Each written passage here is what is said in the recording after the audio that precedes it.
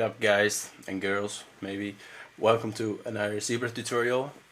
As always, first I'd like to remind you to subscribe to our YouTube channel, check out ADSRsounds.com, zebratutorials.com, all that stuff, good stuff. And then this week I want to talk about the ring modulator, and it's this nice looking little module that says ring. This one says ring 1, but we also have a ring 2 somewhere here. Funny thing about this is that when you open it, it seems like nothing is really happening in the panel. And when I open a shaper, for example, we see this nice shaper panel. The module really doesn't need a panel, it doesn't have any controls. But what it does is you use two oscillators, and it's combining those oscillators, and you only hear the sum and the difference of those two oscillators. So that might sound a little bit unclear, but I can show you what I mean. First, let's start from the beginning. We have one oscillator. It goes out through lane 1.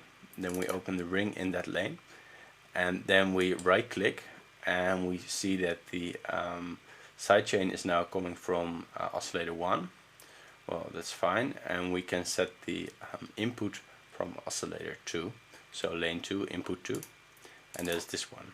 So now you can see that the sidechain, that cable is always a little bit to the right, and the input is in the middle, but for this module that really doesn't matter.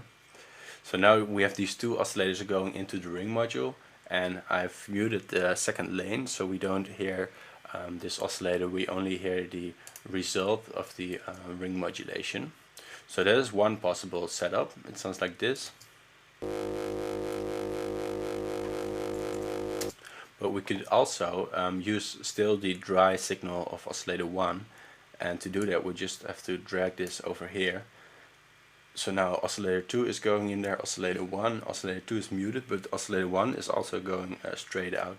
So now we've combined those. Pretty nice. I'm gonna drag it over here for now, and what we can do, we don't have any controls here, but we do have the controls of oscillator 2 and 1 that we can change. So let's mess a little bit with those tunings and those settings.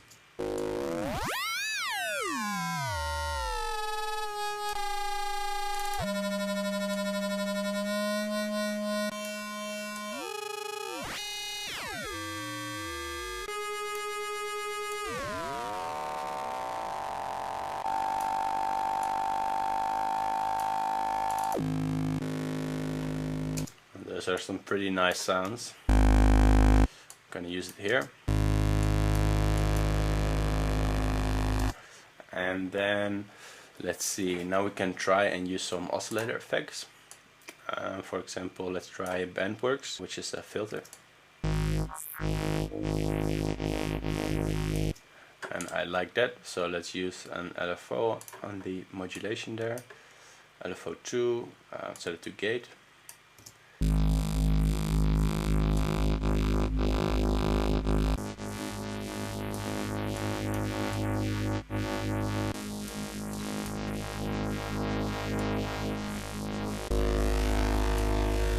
Oh, I really like that. And then set maybe the voices here to dual. It's not really voices, actually it's oscillator copies. And maybe try the sync parameters.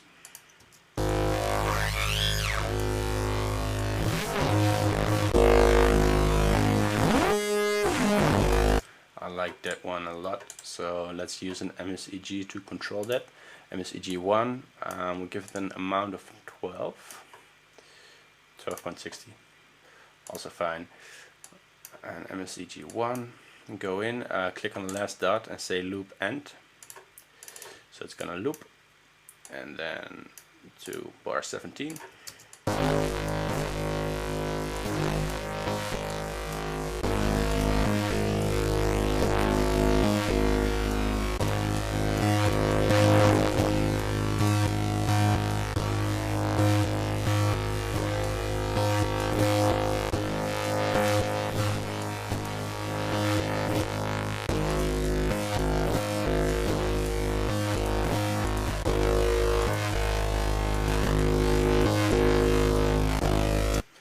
Okay, I like that. Then what I want to do actually is I want to use a mixer module here. It's going to be a little bit more complicated. I'll open a mixer module right here. I mute this third lane, and then I right click on the mixer and I say sidechain from lane 3. So now it's getting the ring and it's getting oscillator 1, and now with this mix we can control the amount. So all the way to the right it's going to be the ring, all the way to the left is only oscillator 1. And let's use another LFO 3 to control that mix for us. So we're gonna say channel mix, and then I think we'll give it a full amount. We set it to user and to gate, so it's gonna restart every new node. And then I think I'm gonna try steps first.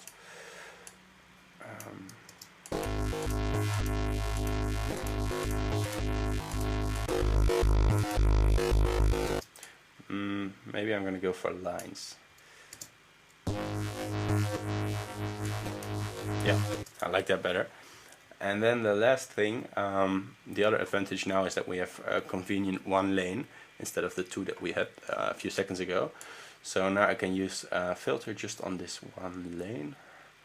I'm gonna choose filter 1 and I'll set it to EQ peaking.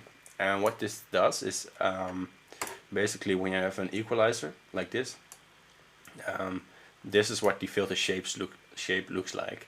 So first you set the gain here, and the gain is just doing this, and then you set the cutoff, and the cutoff is now the frequency where this peak is.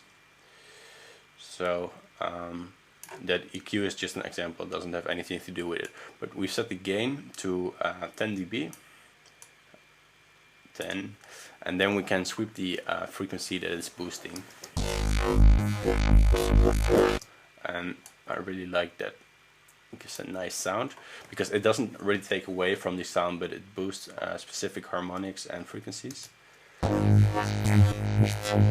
especially when you now go into a distortion unit, that will have quite a huge effect, because the distortion will react differently to different frequencies. So we can try and set it to wedge, depth all the way up, edge all the way up, volume a little bit down, and then mess with this cutoff.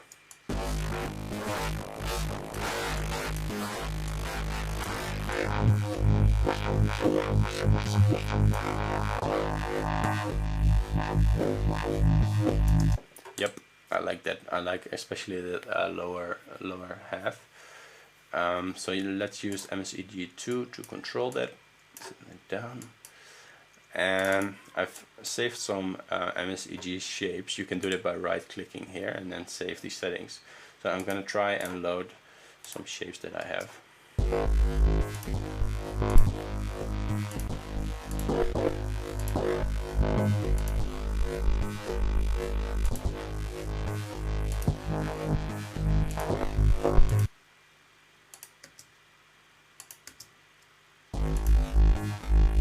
Okay, I'm gonna make one myself after all. So make a loop, double click to resize the window, and then set it to 17. I'm going to right click and say value snap 12 and unit snap 8, and it's going to be the X and the Y axis that are now snapped to values. So let's see, I'll try to work a little bit quick. This always is a little bit time consuming.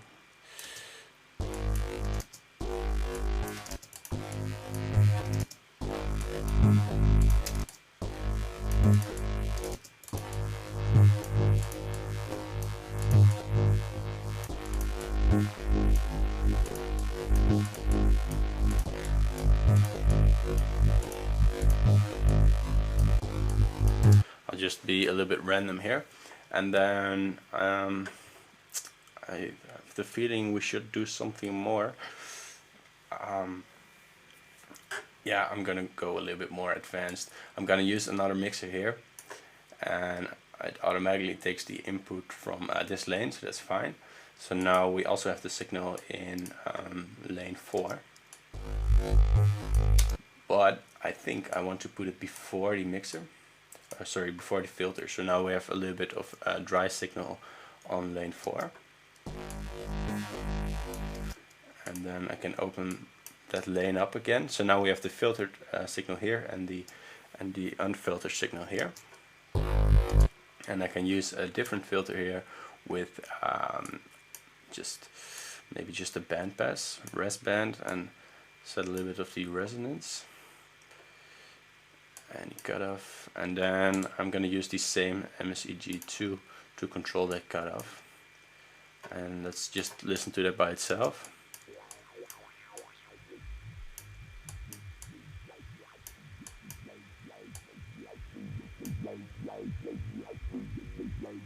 Oh, that's nice.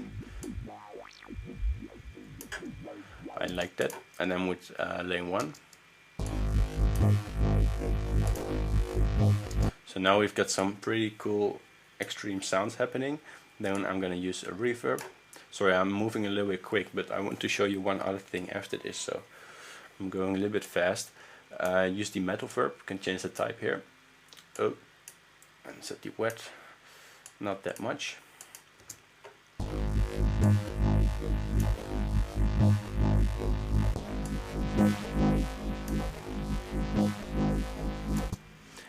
And then I'm going to go over to the X and Y assign, and I'm going to set this to, let's see, we can say Spectra FX1 value, oscillator 2, Spectra FX1 mod depth, no, value, and then maybe the tuning as well. Oscillator 1 tuning, oscillator 2 tuning, and then we can double click this to give it the full range. You can see that by the white arrows. We can invert it by double clicking again. And then I'm gonna double click here and call this tune. Sorry, I'm gonna call this tune. And then we're gonna go over to X and Y 2. And then here I'm gonna choose the filter cutoff. All the cutoffs gonna be on the I think this will be the x-axis. Filter 2 cutoff, and then the other axis is gonna be the resonance. Filter 2 resonance. And double click these again. So now we can mess a little bit more with the sound by dragging these sliders. What was this? Filters.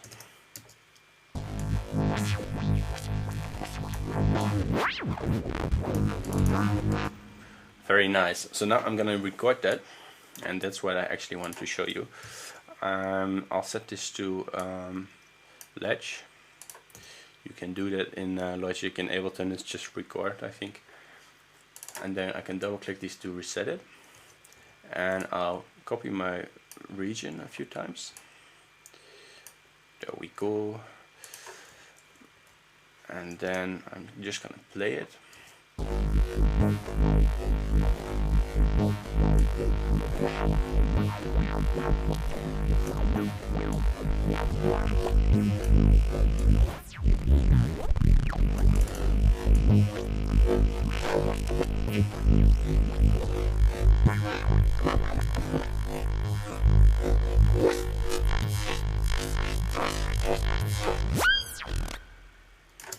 Alright, so now we have a little bit of a messy file here when you look at the automation, but that's fine.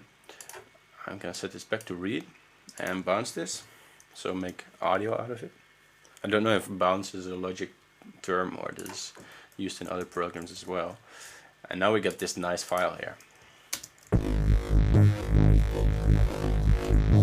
And from here on, there's just so much stuff that we can do. I can, for example, take this one and reverse it. See what that sounds like. But I can also time stretch it. So I can make it, for example, twice as long. Oh. That's gonna sound really crazy.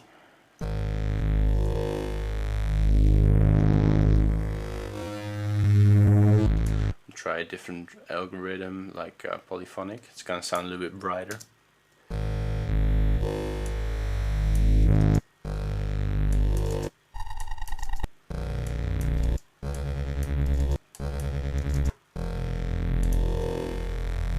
And then we have some nice gritty bass sounds that we can use, because I want to show you sort of a practical approach of this.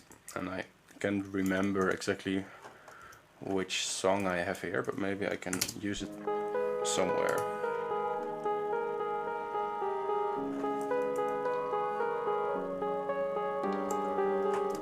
So here I have a drum part, so I'm gonna drag all these sounds over there.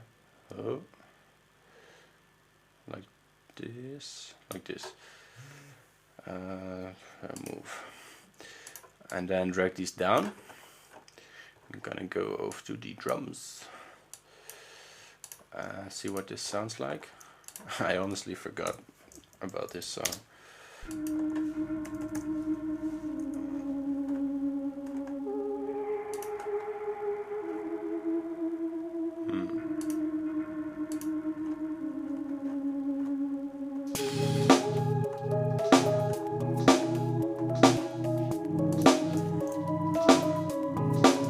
It sounds pretty crappy, but I just wanted to use one of these sounds so you can see how I use that.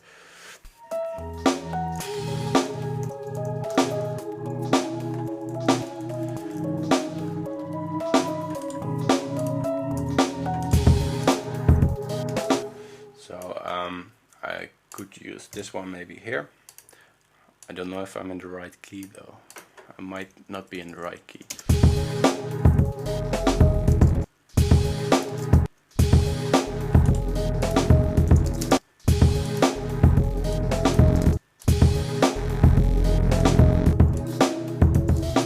Then we could use another one here.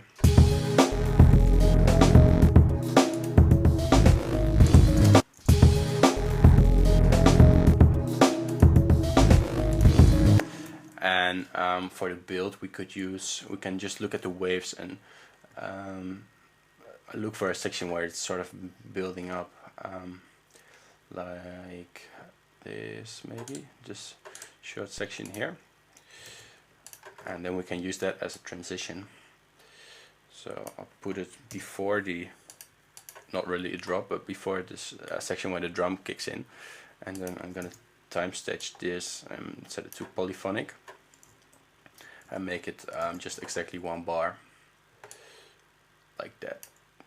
And I'll cut this section off and I'll give it a fade in, and now this is sort of helping us to get to the drums.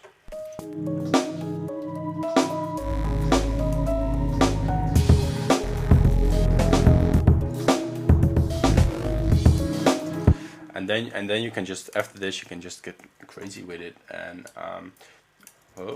take sections that you, for example, do some stutters somewhere, like this.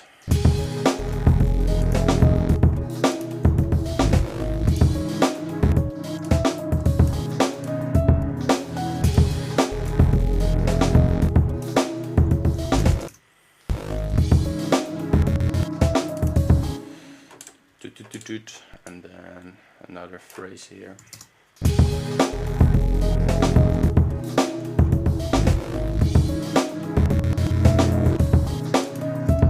And then one ending phrase. And obviously this is very sloppy, but this is normally how I like to work.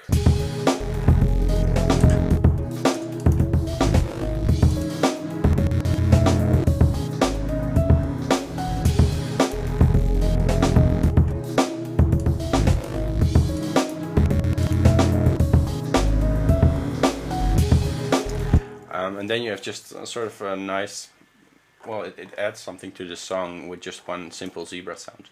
So sorry for the long tutorial. I hope this helps you a little bit.